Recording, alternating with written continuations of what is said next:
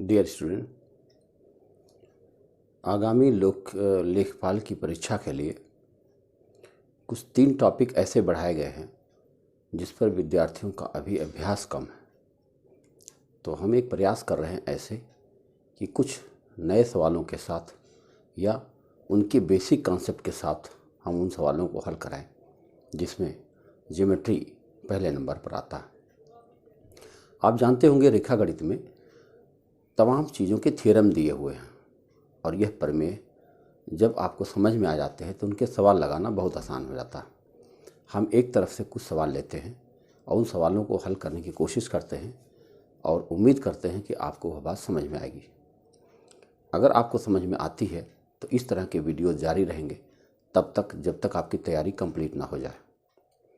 हम एक सवाल लेते हैं, जैसे कि आप देख रहे होंगे कि निम्नलिखित में कौन उस कोण के माप है जो अपने संपूरक का 5 गुना है। मतलब अपने संपूरक का 5 गुना है। अब आपको संपूरक के बारे में पता होना चाहिए कि 2 कोण ऐसे होते हैं जिनको मिल करके जिनका योग 180 बन जाए तो उसे संपूरक कहते हैं। अब सोचो, अगर हम एक कोण को x मान लें तो इसका संपूरक 5 गुना है तो 5x हो जाएगा। अब इन दोनों को अगर जोड़ा जाए तो निश्चित रूप से 180 होना चाहिए। तो अब बताइए 6x बराबर अगर 180 होता है तो x की वैल्यू क्या हो जाएगी? तो x की वैल्यू हो जाएगी 30 डिग्री। यानी 30 डिग्री एक ऐसा है। अब 30 डिग्री अगर ये है तो फिर इसका ये 5 गुना कौन सा हुआ? 5x की वैल्यू कितनी हो जाएगी? 30 गुणा 5 यानी 150। यानी 150 एक ऐसा डिग्री है जो अपने संपूरक का 5 गुना है। आपका तीसरा विकल्प यानी सी विकल्प सही जा रहा। तो उम्मीद होगा कि पहला क्वेश्चन आपको अच्छे से समझ में आया होगा। अब हम दूसरा क्वेश्चन लेते हैं। उस कोण की माप क्या है जो अपने पूरक कोण का 4 गुना है? अब पूरक कोण का 4 गुना है। सोचिए, पूरक कोण के बारे में आप जानते होंगे कि जब 2 कोण मिलकर के 90 डिग्री बन जाए तब उसे हम पूरक कोण कहते हैं। तो अब इन्होंने कहा अब की बार वो 4 गुना होना चाहिए। तो अगर हम पहला कोण को x मान लें तो उसका 4 गुना कितना हो जाएगा? 4x। अब ये दोनों मिलकर के 90 डिग्री हो रहा है। इसका मतलब हुआ 5x बराबर 90 डिग्री हो रहे हैं तो x की वैल्यू 18 आ जाएगी। अगर 18 आ गई तो 4 गुना कौन है? ये 4x है। तो 4x की वैल्यू कितनी हो जाएगी? 18 गुणा 4 बराबर 72 डिग्री। और ये पहला विकल्प आपका सही जा रहा। तो उम्मीद है आप समझ पा रहे होंगे। हम ऐसे करके एक एक करके सवाल लेते जाते हैं और देखते हैं कि आप उसको कैसे हल करते हैं। तीसरा क्वेश्चन भी कोण पर ही आधारित है। उस पर सवाल है कि उस कोण की माप क्या है जो अपने पूरक कोण की माप से 20 डिग्री अधिक है। बताओ 20 डिग्री अधिक कैसे देखेंगे आप? जैसे हम अब तक गुना में चल रहा था, अब 20 डिग्री अधिक है। मतलब कि अगर कोई कोण x है तो ये x प्लस 20 है और पूरक कोण का से 20 डिग्री अधिक है। इसका मतलब इन दोनों कोणों को जोड़ने पर 90 डिग्री आना चाहिए। अब अगर इसको हम हल करें तो 2x बराबर ये क्या होगा? 20 उधर चला जाएगा तो 70 डिग्री बचेगा। 90 में से 20 कम हो जाएगा। तो अब बताओ x बराबर कितना हुआ? 35 डिग्री। अब अगर ये 35 डिग्री है तो x प्लस 20 जो होगा वो कितना होगा? 35 प्लस 20, 35 प्लस 20 बराबर 55 डिग्री होगा। यानी एक 55 डिग्री हो जाएगा, एक 35 डिग्री हो जाएगा। आपका दूसरा विकल्प सही जा रहा। तो देखिए, कोण पर आधारित एक सवाल मतलब एक ग्रुप लिया हमने और मुझे लगता है कि यह सवाल आपको समझ में आया होगा। अब मैं दूसरे सवाल की तरफ चलता हूँ, उसको लगाने का प्रयास करिए। देखिए वो कैसे हल होगा। देखिए पहला सवाल इसमें से है, दूसरे ग्रुप से। और लिखा हुआ कि उस कोण की माप क्या है, आपको यहाँ दिख रहा होगा। उस कोण की माप क्या है जिसका संपूरक उसके पूरक कोण का 6 गुना है। बताओ। अब मुझे लगता है कि इस तरह के सवाल अब आपके अभ्यास में आ गए होंगे।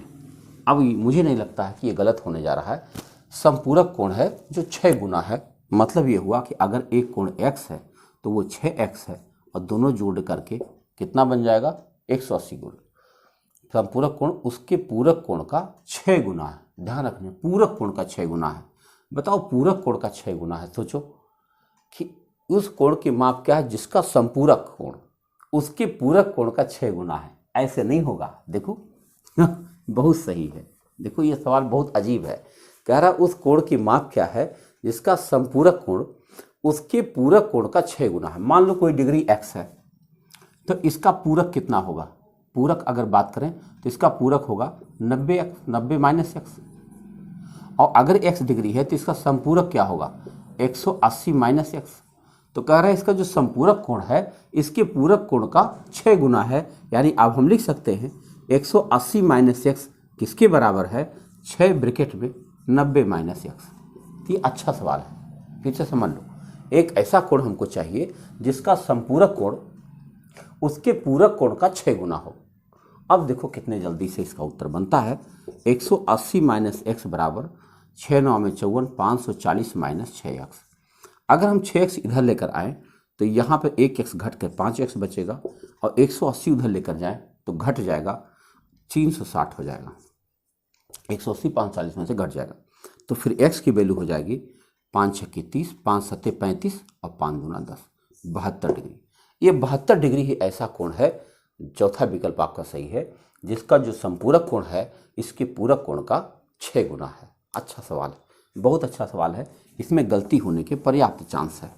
अगर थोड़ा सा भी जो है गड़बड़ी हुई तो मिस्टेक होने की पूरे चांस है। दूसरा कोण पर ही आधारित सवाल है। उस कोण की माप क्या है जिसका पूरक कोण उसके संपूरक कोण का योग 120 है? यानी पूरक कोण और संपूरक कोण का योग 120 है। तो देखो अगर हम अपने कोण को x मान लें तो इसका पूरक कोण क्या होगा? 90 माइनस एक्स, और संपूरक कोण क्या होगा? 180 माइनस एक्स। अब कह रहे इन दोनों को जोड़ने पर कितना आ रहा है? 120 डिग्री आ रहा है। यही पूछा जा रहा है कि इसके पूरक कोण और संपूरक कोण का योग 120 डिग्री है। तो अगर हम इसको जोड़ते हैं तो ये हो जाएगा 270 माइनस 2x बराबर 120 डिग्री। अब अगर हम पक्षांतर करें तो हम लिख सकते हैं 2x बराबर 120 आके इसमें से घट जाएगा, 120 घट जाएगा तो क्या बचेगा? 150 बचेगा। तो x की वैल्यू कितनी आ गई? 75 डिग्री। x की वैल्यू कितनी आ गई? 75 डिग्री। आपका पहला विकल्प सही जा रहा। तो उम्मीद करता हूँ कि आप इस बात को समझ रहे होंगे और आगे भी समझते चलेंगे। अब ये अगला प्रश्न आपके पास है। लिखा किसी बहुभुज के अंतः कोणों का जोड़ 8 समकोण के बराबर है। तो बहुभुज में भुजाओं की संख्या क्या है? 8 समकोण के बराबर है। 8 समकोण, एक समकोण का मतलब 90 डिग्री होता है, आप जानते होंगे। तो 8 समकोण मतलब क्या हुआ? 8 9 72, 720 डिग्री पूछ रहा है।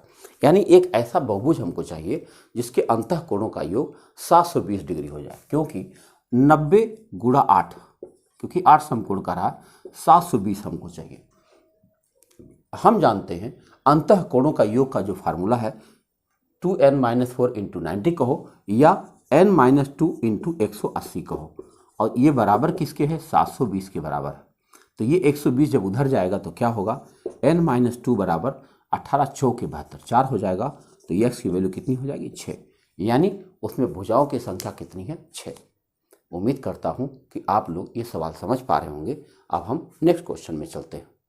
तरह तरह के सवाल लेकर के हम कोशिश कर रहे हैं कि आपको वह बात समझ में आए। देखो अगला सवाल है वृत्त से संबंधित सवाल। समझेंगे वृत्त के बारे में क्या लिखा हुआ है। आप सवाल पढ़िए और उसको महसूस करिए। लिखा एक वृत्त की जीवा त्रिज्या 4 सेंटीमीटर है तथा केंद्र O है। वृत्त के केंद्र Q पर, वृत्त के बिंदु Q पर PR एक स्पर्श रेखा है। चलो जहाँ तक बनता जाए बनाते जाए।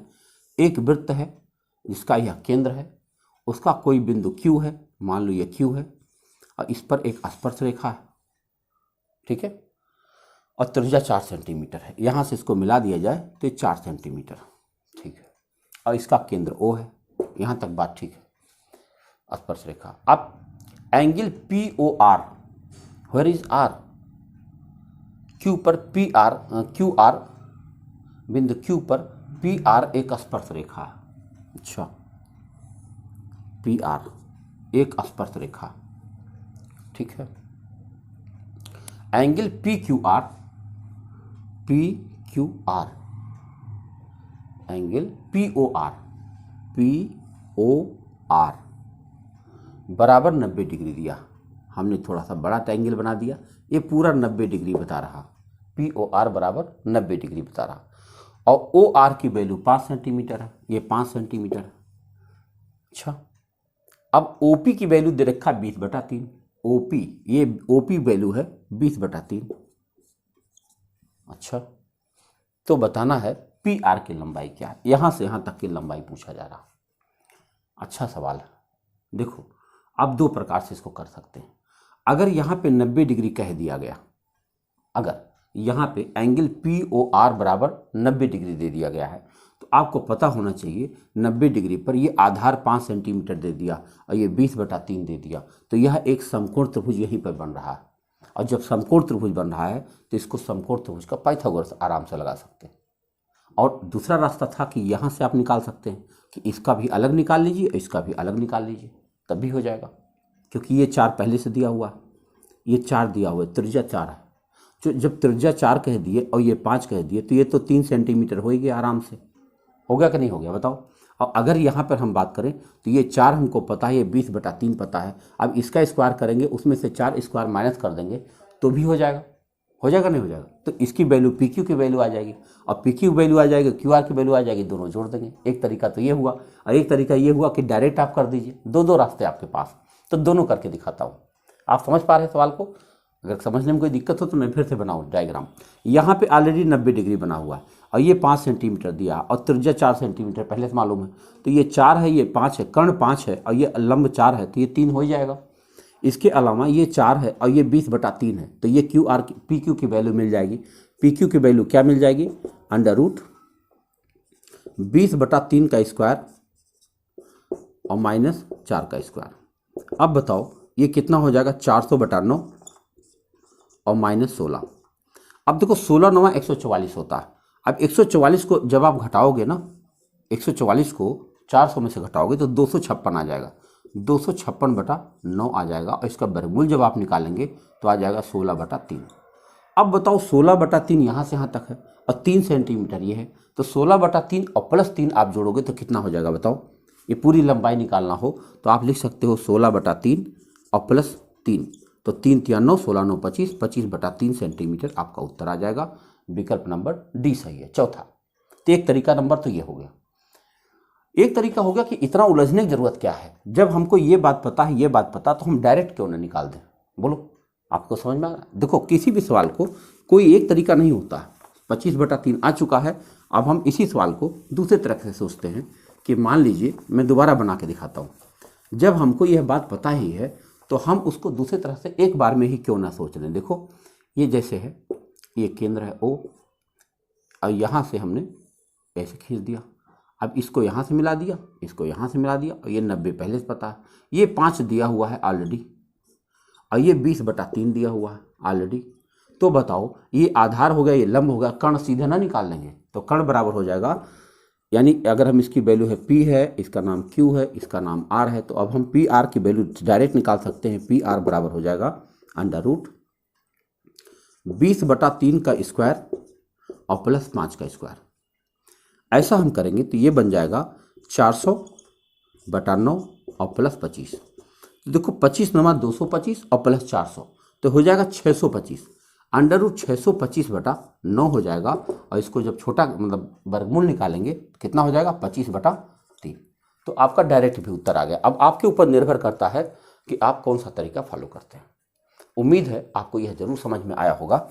हम अगले सवाल पर बात करते हैं। तो नेक्स्ट क्वेश्चन आपको दिख रहा होगा कि नेक्स्ट क्वेश्चन क्या है, आइए समझते हैं। लिखा, किसी समबहुभुज के प्रत्येक आंतरिक कोण निम्नलिखित में से कौन सा कभी नहीं हो सकता? 4 विकल्प दिए गए। पूछा गया है कि किसी समबहुभुज के प्रत्येक आंतरिक कोण निम्नलिखित में से कौन नहीं हो सकता। देखो, ये कैसे बताया जा सकता है?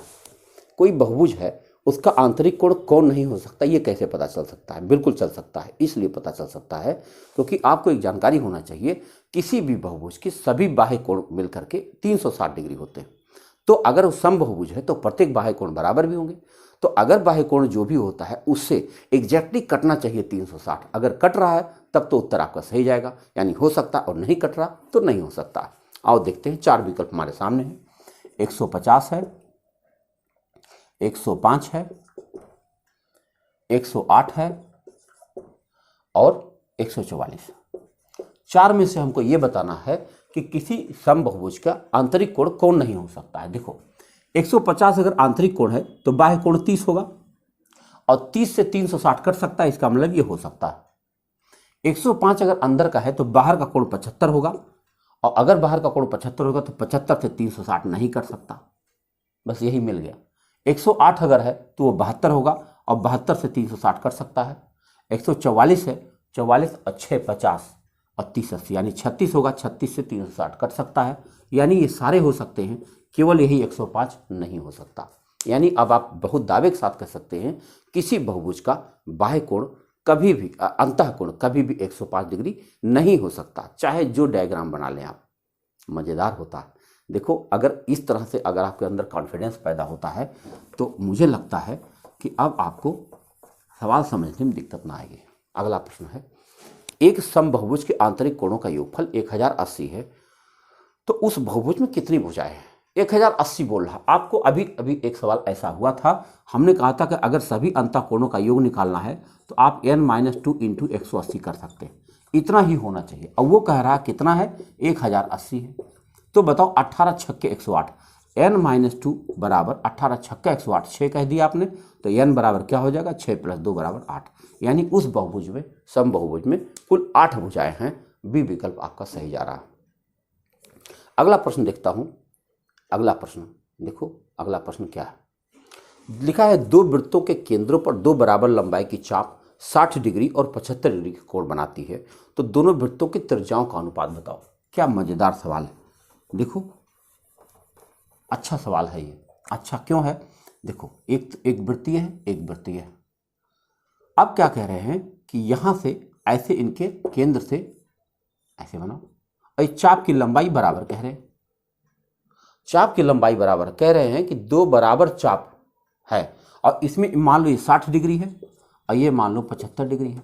इसकी त्रिज्या को स्मॉल आर मान लेता हूँ, इसकी त्रिज्या को कैपिटल आर मान ले रहा हूँ। अब अगर ऐसा मैंने मान लिया तो इनकी त्रिज्याओं का अनुपात बताना है, तो चलो बताओ इस चाप की लंबाई क्या है। चाप की लंबाई क्या होता है, पाई आर थीटा बटा 180। क्या होता है, पाई आर थीटा माने 60 डिग्री और बटा 180। और इसकी चाप की लंबाई क्या है, पाई आर थीटा माने 75 डिग्री और बटा 180 डिग्री। और अगर ये दोनों बराबर हैं तो 180 कट जाएगा, पाई पाई भी कट जाएगा, ये तो कैपिटल आर है भाई। अब बताओ स्मॉल आर बटा कैपिटल आर बराबर क्या हो जाएगा, 75 बटा 60 हो जाएगा। अगर होगा तो इसको आप छोटा कर सकते हो, 15 × 5 = 75, 15 × 4 = 60, और यही आपका उत्तर हो जाएगा 5:4। दोनों की त्रिज्याओं में कौन सा रेशियो आ जाएगा, 5:4। ये विकल्प नंबर 2 सही है। तो अच्छा है, क्लियर हो रहा होगा आपको, अच्छे से समझ में आ रहा होगा, अच्छी बात है। अगर कहीं से समस्या आती है मैसेज जरूर कीजिएगा, मैसेज करेंगे तो हम उन चीज़ों को जो कम समझ में आई होंगी फिर से दोहरा देंगे। अब देखो, इसमें अगला सवाल है, बल्कि इस पेज का आखिरी सवाल है कि ABC एक त्रिभुज की माध्यिका CD तथा BE परस्पर O बिंदु पर काटती हैं, तो बताओ त्रिभुज ODE और ABC में क्या रेशियो है। कोई त्रिभुज बना दो भाई, कोई भी त्रिभुज बना दो, ये मैंने बना दिया। अब मान लो इस त्रिभुज का नाम है ABC, तो कह रहे हैं कि दो माध्यिकाएं काट रही हैं एक दूसरे को, BE और CD। देखो, BE यहां काट रही है और CD यहां काट रही है, काट रही है। जब इतना काट ही गई है तो इसको भी काट ही लो, F लिख दो इसका नाम। आपको पता होगा अगर किसी त्रिभुज की माध्यिकाएं इस प्रकार काटती हैं तो ये 6 जो डायग्राम बनते हैं, 6 डिजाइन बनती है, इन 6 डिजाइन के एरियाज आपस में बराबर होते हैं। कितना होते हैं, बराबर होते हैं। यानी अगर हम इसको 1 1 1 1 मान ले, सबके बराबर होते हैं, तो 1 है 1 है 1 है 1 है 1 है, टोटल मिला के 6 है, और एक कोई भी डिजाइन 1 है। बताओ सही है, आप सहमत हैं। अब बताओ त्रिभुज ODE, ओ मान लो ये है, तो ODE ये रहा, लो। अब क्या करोगे, ODE की बात कर रहा है, यानी इस डिजाइन की बात कर रहा। इस डिजाइन के बारे में सोचो कि इस डिजाइन का क्षेत्रफल कितना हो सकता है। अब इस डिजाइन को जब हम सोचेंगे तो इसके लिए हमको एक काम और करना पड़ेगा, ऐसे ऐसे मिला लो। क्या आपको पता है कि अब इस डिजाइन में कुल कितने डिजाइन दिख रही है, 4 बराबर दिख रही है, 1 2 3 4। देखो ये पूरा डिजाइन, ये और ये और ये और ये पूरा बीच वाला, 4 बराबर क्षेत्रफल बढ़ चुके हैं। ओके, अब इस 4 में से ये 3 बराबर हो चुका है, 1 और 1 और 1, तो 3 ये हो गए, तो 4 × 3 = 12 बन गए। अब कितने बन गए? 4 तो ये हो गए, और 4 ही क्यों बन गए? अब तो इसको भी आप शामिल कर सकते हैं, है कि नहीं? तो इतने डिजाइन बन गए। मैं ये क्या चाहता हूँ, आप सोच रहे होंगे कि आखिर तुरंत उत्तर क्यों नहीं बता रहे हैं। मैं चाहता हूँ कि आपका कॉन्सेप्ट इसी में बन जाए तो कितना अच्छा रहेगा। तो बताओ, इस डिजाइन का क्षेत्रफल अगर मुझे बताना है तो कैसे करें? पहले तो मुझे 1/4 करना पड़ेगा। इसका क्षेत्रफल कितना हो गया? इस पूरे डिजाइन का DEF का क्षेत्रफल कितना हो गया? 1/4 हो गया। किसका? पूरे का। तो 1/4 हो गया। अब इस 1/4 का क्षेत्रफल करोगे तो अब इसका क्षेत्रफल अगर निकालना हो तो उस 1/4 का भी 1/3 है। तो मतलब क्या हुआ? ये 1/12 हुआ। इसका मतलब ये हुआ कि अगर पूरी डिजाइन 12 यूनिट की है तो ये छोटा सा डिजाइन जो यहां पर दिख रहा है इसका क्षेत्रफल 1 हुआ। फिर तो कौन सा अनुपात आ गया? 1:12। कौन सा अनुपात हो गया? 1:12। आपका सी विकल्प सही चला गया। करने का तरीका आप पहले देख लो। पहले मैंने क्या किया, इस पूरे डिजाइन को 4 बराबर भागों में बांट दिया, 1 2 3 और ये बीच वाला 4। तो 4 बराबर भागों में बढ़ गया, तो उसका एक भाग की बात करें तो 1/4 हुआ। अब इस 1/4 के अंदर जब चलता हूं तो इसको 3 बराबर भागों में बांटा गया है, और 3 बराबर भागों में से एक भाग की लंबाई चाहिए तो एक क्षेत्रफल चाहिए, तो 1/3 कर दिया। यानी ये जो छोटा डिजाइन हुआ ये पूरे डिजाइन का 1/12 हुआ। यानी अगर पूरा डिजाइन 12 यूनिट का है तो ये छोटा डिजाइन 1 का होगा। इस प्रकार से इनके बीच का कौन सा अनुपात आ जाएगा? 1:12। उम्मीद है कि आपको समझ में आया होगा। हमने बहुत फास्टेस्ट तकनीकी अपनाया। हमने इसको सॉल्व करने की कोशिश नहीं किया। ABBCD करके अगर हम सॉल्व करते तो अच्छा खासा समय लगता, लेकिन वह आपका पूरा समय बच सकता है अगर आपको यह बात समझ में आ गई तो। अब देखो, एक और सवाल यहाँ पर दिख रहा है। नहीं, इसमें तो हो गया। अब चलो अगले पेज में चलते हैं। अगला पेज में कौन सा सवाल दिया गया है उसके बारे में सोचते हैं। यहाँ भी वही कहानी लिख रहा है। ये तो वही सवाल था। अगला सवाल देखता हूँ। देखो, 10 सेंटीमीटर व्यास वाले एक वृत्त में प्रत्येक 8 सेंटीमीटर लंबी 2 समांतर जीवाओं के बीच क्या होगी? देखो, 10 सेंटीमीटर व्यास का एक वृत्त है, 10 सेंटीमीटर व्यास। अब कह रहे हैं कि 8 सेंटीमीटर लंबी 2 समांतर जीवाएं हैं। एक 8 सेंटीमीटर ये है, एक 8 सेंटीमीटर ये है। क्या आपको यह बात पता है? अगर ये हम सेंटर मान लें तो यहाँ से इसके ऊपर लंब डाल दें, तो अगर ये 8 है तो ये 4 हो ही जाएगा। अब बताओ ये क्या है? ये त्रिज्या हो गई, और ये अगर व्यास 10 सेंटीमीटर तो त्रिज्या 5 कन्फर्म है। अकॉर्डिंग टू पाइथागोरस यहाँ से यहाँ तक की लंबाई 3 आएगी। अगर ये ऐसा हुआ तो सेम कहानी इधर भी होनी है यहाँ तक, क्योंकि यहाँ भी मिलाओगे तो ये भी 5 होगा और ये भी 4 होगा, ये भी 3 हो जाएगा। अब कह रहे हैं दोनों जीवाओं के बीच की दूरी क्या हो गई? बताओ भाई, दोनों जीवाओं के बीच की दूरी क्या हो गई? क्या 6 सेंटीमीटर हो गई? 6 सेंटीमीटर हो गई। तो आपका पहला विकल्प सही जा रहा। अब सोचो आपकी, हम कोशिश यह कर रहे हैं, ध्यान से देखो, आपने बहुत सारे ज्योमेट्री के वीडियो देखे होंगे और सारे टीचर्स के भी देखे होंगे। हमारा कोशिश ये रहता है कि बिना बहुत ज़्यादा लिखे पढ़े और जल्दी से उत्तर अगर आप बता देते हैं तो ये आपके लिए बेनिफिशियल होगा, क्योंकि यह एक ऐसा सवाल है, इसमें थ्योरम बेस्ड क्वेश्चन बनते हैं और थ्योरम पर खूब ज़्यादा प्रूव किया होगा। कोई किताब देखेंगे तो ABC करके खूब ढेर सारा सॉल्व किया जाता है, वो बच्चे को समझ में आता नहीं। तो हम कोशिश लगातार यह कर रहे हैं कि आपको ज़्यादा मेहनत ना करना पड़े और सवाल भी समझ में आ जाए। चलो, एक सवाल दिख रहा है। ABCD एक समचतुर्भुज है जिसमें C से गुजरने वाली एक सरल रेखा AD को आगे बढ़ाकर P पर मिलती है। तो AB को आगे बढ़ाकर Q पर काटती है और DP बराबर 1/2 है, AB है। तो BQ की लंबाइयों का अनुपात बताओ। क्या सवाल है, आओ समझते हैं क्या कह रहा है। ABCD एक समचतुर्भुज है। चलो एक समचतुर्भुज बनाते हैं। पहले समचतुर्भुज की प्रॉपर्टी आपको याद होगी, और मान लो इसका नाम ABCD है। अब जो जो कहता जाए चित्र बनाते जाइए। उसमें C से गुजरने वाली एक सरल रेखा, चलो ठीक है, एक सरल रेखा AD को आगे बढ़कर P पर काटती, AD को आगे बढ़कर T पर काटती। चलो, C से गुजरने वाली एक सरल रेखा है। चलो ऐसे कोई सरल रेखा बना देते हैं। सरल रेखा है, देखो क्या कह रहा, C से गुजरने वाली एक सरल रेखा AD को आगे बढ़कर P पर काटती है, AD को आगे बढ़कर P पर काटती है। चलो काट दी। और AB को आगे बढ़ाकर इसको भी काटती है। वाह, क्या काटी? Q पर काटती। ये सवाल है, ठीक है। अब DP बराबर 1/2 AB, DP बराबर 1/2 AB।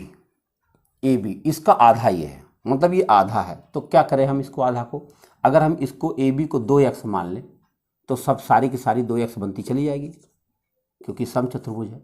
तो इसका मतलब फिर ये x हुआ, आधी है, अच्छी बात है।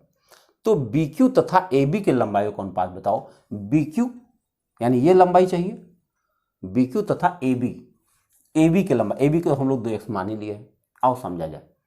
अच्छा बताओ, अगर ये दूसरे को काटती हैं तो क्या होने जा रहा है यहाँ पर, कुछ बात समझो। तो क्या हम ऐसा समझ सकते हैं कि यह कोण, यह दोनों कोण, जैसे इस कोण की बात करें और इस कोण की बात करें, तो ये दोनों कोण बराबर होंगे क्या? महसूस करो कैसे बराबर होंगे। मान लो आप जानते हो समचतुर्भुज के सम्मुख कोण बराबर होंगे, तो जितना ये होगा उतना ये भी होगा। अब अगर इसका जो बहिष्कोण होगा, इसका बहिष्कोण एकदम बराबर हो जाएगा। यहां तक तो बात सही चला गया। इसके बाद देखो और क्या संभव है, और क्या संभव है कि जिसको हम इसको बराबर कर सकते हैं, क्योंकि अगर यह अनुपात आया है तो यह जो रेशियो यहाँ पे दिख रहा होगा वही सेम रेशियो यहाँ भी मिलने जा रहा है, क्योंकि यह समचतुर्भुज है। तो अगर यह x हुआ है तो यह भी फिर x हो जाएगा, है ना, x यह भी हो जाएगा, क्योंकि सेम रेशियो में ही काटना है, क्योंकि एंगल इनके बराबर है। देखो यह भुजा भी 2x है, यह भुजा भी 2x है, तो जिस एंगल में यह जाएगा उसी एंगल में यह भी जाएगा। अब हमसे पूछा गया है बी क्यू और ए बी की लंबाई बताओ, बी क्यू और ए बी की लंबाई का अनुपात बताओ। तो बी क्यू को हम लोग x मानेंगे, तो ए बी की लंबाई को 2x मानेंगे, और दोनों के बीच का अनुपात देखेंगे तो 1:2 हो जाना चाहिए। 1:2 आपका दूसरा विकल्प सही जा रहा। तो देखो ये कब हो पाया, जब ये समचतुर्भुज, अगर कोई भी चतुर्भुज होता तो ऐसा ना हो पाता, लेकिन समचतुर्भुज है तब यह संभव है, ऐसा हो जाता। तो आप देख सकते हैं हमने बिल्कुल प्रूव करने की कोई कोशिश नहीं किया है, और एक ऐसा सिस्टम बनाने की कोशिश कर रहे हैं कि जिससे जल्दी से क्वेश्चन आपके पास पहुंच जाए, आंसर उसका। अगला प्रश्न है कि त्रिभुज एबीसी का अंतः केंद्र आई है। चलो कोई त्रिभुज बनाते हैं और उसका अंतः केंद्र आई है। अंतः केंद्र आप समझते हो, ये कोण समद्विभाजक जहां मिलते हैं वही अंतः कोण होता है, इसका नाम आई है। एबीसी त्रिभुज है, अंतः केंद्र आई। अब कोण एबीसी बराबर 60 डिग्री है, ये पूरा का पूरा 60 डिग्री, और एसीबी बराबर 50 डिग्री है, ये 50 डिग्री है, ठीक है। तो बीआईसी का मान बताओ, बीआईसी मतलब ये कोण बताना। भाई एक बात बताओ, अगर ये 60 है तो इसका आधा 30 होगा, ये 50 है तो इसका आधा 25 होगा। अब ये एक त्रिभुज बन रहा है कि नहीं, बीआईसी एक त्रिभुज बन रहा होगा, तो 30 है ये 25, 30-25 मिलकर 55 बनता है, और एक त्रिभुज होता है 180 का। तो अगर ये 55 हो गया तो 55 में क्या मिला दें कि 180 हो जाए, तो 55 में 5 मिलाओ 60 हो जाए, और उधर 120 रहेगा। तो 120 और 5 125, इस कोण का मान क्या हो जाएगा, एंगल बीआईसी बराबर क्या हो जाएगा, 125 डिग्री। क्या आपको यह बात समझ में आई? 125 डिग्री आया। उम्मीद है, मैं कोशिश यह कर रहा हूं कि अगर आपको यह बातें समझ पा रहे होंगे आप यह बात, तो हम आगे कंटिन्यू करके इसी तरह के वीडियोज आपको देते रहेंगे। बहुत बहुत धन्यवाद, थैंक यू।